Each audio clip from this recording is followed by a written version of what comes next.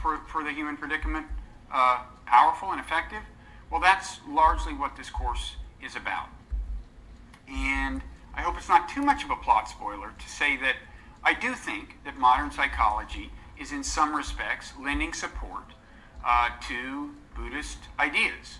For example, I think psychology does show us that certain deceptions, distortions are built into the human mind, and actually that we do suffer as a result. And I think even some of the more radical sounding Buddhist doctrines are getting some support. For example, Buddhism says that there is a sense in which the self, that is the thing I think of as running the show, the thing inside me, does not exist in a sense. And I think psychology is also raising real questions about the actual nature of what we think of as the self. Now, when I talk about modern psychology, I definitely mean to include evolutionary psychology.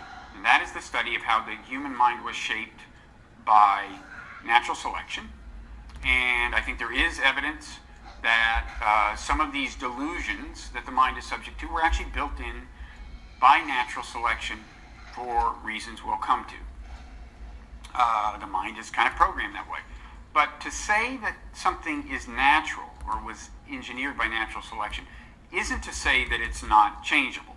And in fact, part of the idea of Buddhism is to do what you might call kind of counter-programming of the brain, in particular through such techniques as meditation, and kind of neutralize some of these tendencies that I would say were built into the brain by natural selection. And in fact, one thing I like about Buddhism is the sheer audacity of it. You know, it's kind of like a rebellion against our creator, natural selection. It very much wants to run in opposition to some of the logic by which natural selection wired the brain. Now, I should emphasize that it's not a complete rebellion against natural selection. Buddhism does make use of some things natural selection ingrained in us,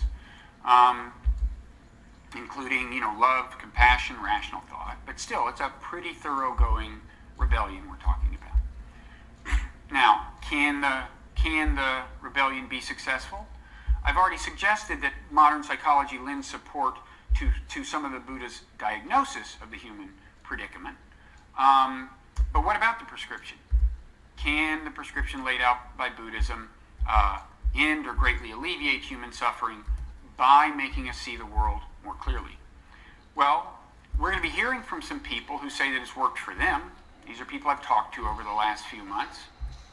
But I want to emphasize that I'm not just interested in the question of whether meditation has made them happier, made them suffer less, but whether it has done that by helping them see the world more clearly, whether dispelling these illusions that seem to be built into us is the key to happiness.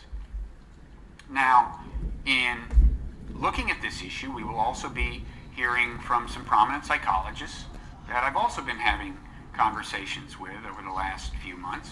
And we'll be looking at various kinds of evidence, brain scans, social psychology experiments, and we'll also be hearing a little bit from me about my experiences with meditation. I'm not a hardcore meditator. I don't meditate hours a day.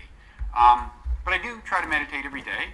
And perhaps more important, I have done some of these 1-week silent meditation retreats, which are pretty intense and involve a whole lot of meditation and not much else.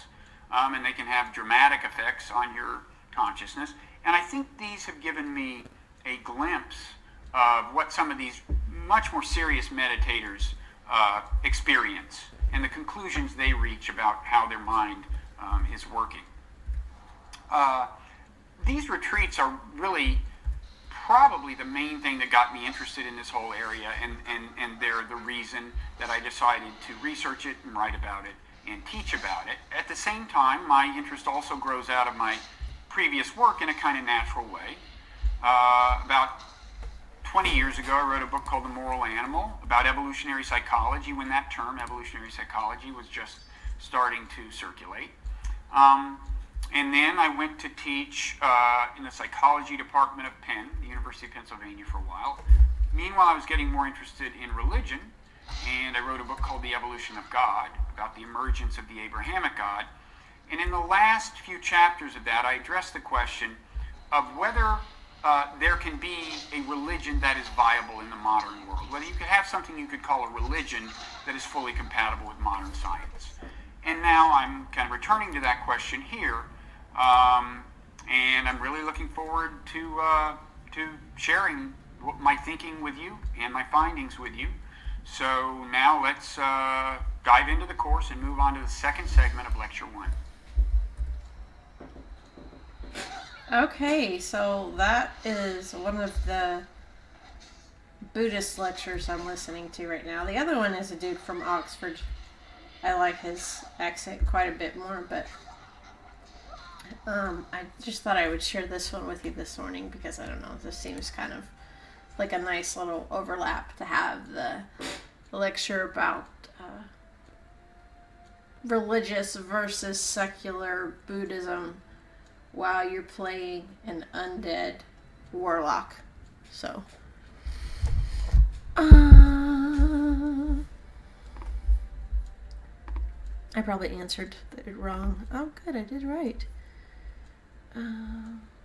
The psychologist William James said that religion always involves belief in an unseen order.